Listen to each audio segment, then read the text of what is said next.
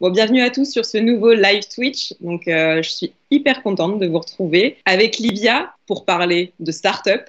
On va parler de son parcours d'étudiante entrepreneur et découvrir son parcours audacieux et hyper riche à l'ESD. Je me suis même pas présentée. Je m'appelle Anissa. Je suis ravie d'être là et j'orchestre le Startup Lab de l'ESD. Alors, le Startup Lab, c'est quoi? C'est un écosystème d'accompagnement par des entrepreneurs pour de jeunes étudiants entrepreneurs. Alors, ce n'est pas du tout un module théorique. Le Startup Lab, clairement, c'est la vraie vie.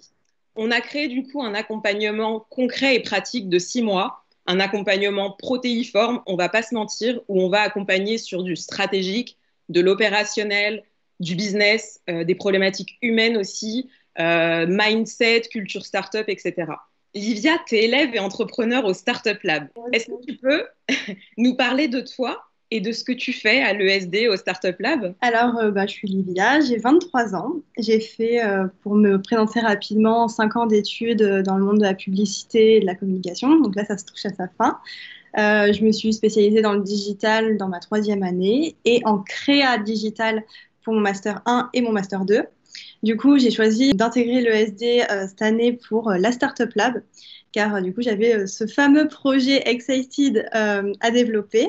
Et l'ESD me semblait vraiment l'école idéale pour terminer mes études en créa digital et tout en développant mon projet pour me préparer à l'avenir professionnel. En quelques mots, je dirais que Excited, ça deviendra la plateforme de référence du brunch.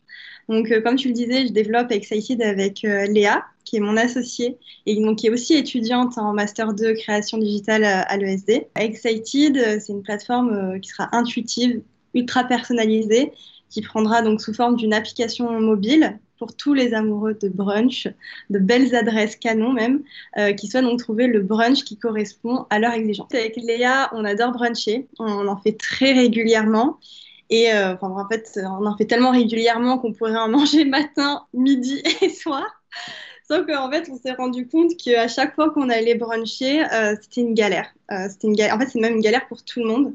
C'est souvent des heures de recherche. Je pense que je peux même vous poser la question combien de temps vous prenez pour trouver un brunch. Je suis sûre que vous prenez énormément de temps parce que il y a beaucoup de plateformes qui informent sur les brunchs. Il y a Instagram, Google, des blogs, des guides.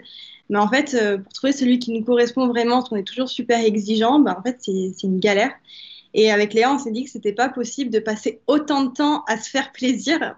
Du coup, il fallait qu'on trouve un moyen de résoudre ce problème, créer une plateforme pour trouver un brunch hyper quali, hyper tendance, comme on les aime, qui répond à tous nos critères, mais surtout hyper rapidement. Écoute, ça fait du coup maintenant 6 mois que tu évolues au Startup Lab. Je voulais savoir qu'est-ce que tu apprends, enfin, ou qu'est-ce que tu as appris en fait depuis que tu travailles au Startup Lab. En 6 mois là, de Startup Lab, j'ai appris plus qu'en 5 ans d'études. C'est super concret. C'est aussi un projet qui t'anime au quotidien. Quand c'est hyper concret, j'ai tout qui s'accélère, j'apprends énormément de choses, j'absorbe énormément de choses. C'est vraiment une montée en compétences de dingue. La création d'une entreprise, c'est un apprentissage permanent, que ce soit sur soi ou sur des sujets plus sérieux, donc comme le business, la stratégie, les relations humaines. Enfin voilà, on a fait énormément de rencontres, on a appris les bases pour se lancer dans l'entrepreneuriat. Avant le Startup Lab, tu es rentré à l'ESD. Qu'est-ce que tu es venu chercher à l'ESD et qu'est-ce que tu y as trouvé du coup? On cherchait donc aussi un endroit canon pour finir notre master, quoi. Et le SD, c'était le bon compromis entre l'école qui avait un master en création digitale, donc ce qu'on aime, et donc cette option, on peut dire, Startup Lab, qui nous permettait de vraiment progresser et de progresser surtout pour notre fin d'études, quoi. On s'est dit, faut trouver quelque chose à la fin de ces 50 années d'études, et nous, c'était l'entrepreneuriat qu'on voulait, donc c'était le combo parfait. Depuis le début de ton accompagnement, tu as vécu des temps forts et si oui, s'il y en a, qu'est-ce que tu retiens de ces 6 mois d'accompagnement? Qu'est-ce que tu as le plus kiffé de découvrir ou expérimenter? Au final, à chaque étape de notre mentoring, on a évolué. Premier, je dirais que ça a été déjà la rencontre avec toi, où on a pu parler de notre projet comme un vrai projet entrepreneurial et pas juste comme un exercice scolaire. Ça nous a tout de suite mis dans une situation et dans un état d'esprit entrepreneurial. Et du coup, ça nous a mis directement dans le bain. On ne pouvait plus reculer et c'était une grosse force. Deuxième gros temps fort, ça a été le mentoring avec Thomas, qui est un développeur et ingénieur chez Blablacar. Et il nous a vraiment conseillé sur nos maquettes et à lancer notre application. Il nous a vraiment motivés et ça a été un accélérateur incroyable avec des rendez-vous très pertinents.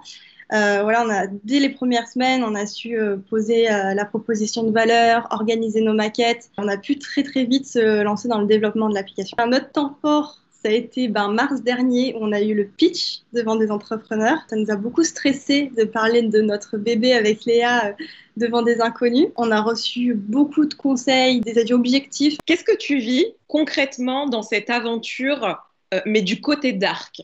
Parce que sincèrement, on ne parle pas beaucoup du côté dark dans l'entrepreneur. On voit beaucoup les paillettes, les super locaux, de la communication hyper colorée, hyper chiadée. Qu'est-ce que c'est en fait? C'est quoi la dark side de l'entrepreneuriat, de ce que tu vis toi? C'est beaucoup de phases de doute, des déceptions, des crises, et puis d'un coup, bam, explosion, une super nouvelle. Ça va nous donner la motivation de continuer, de s'accrocher.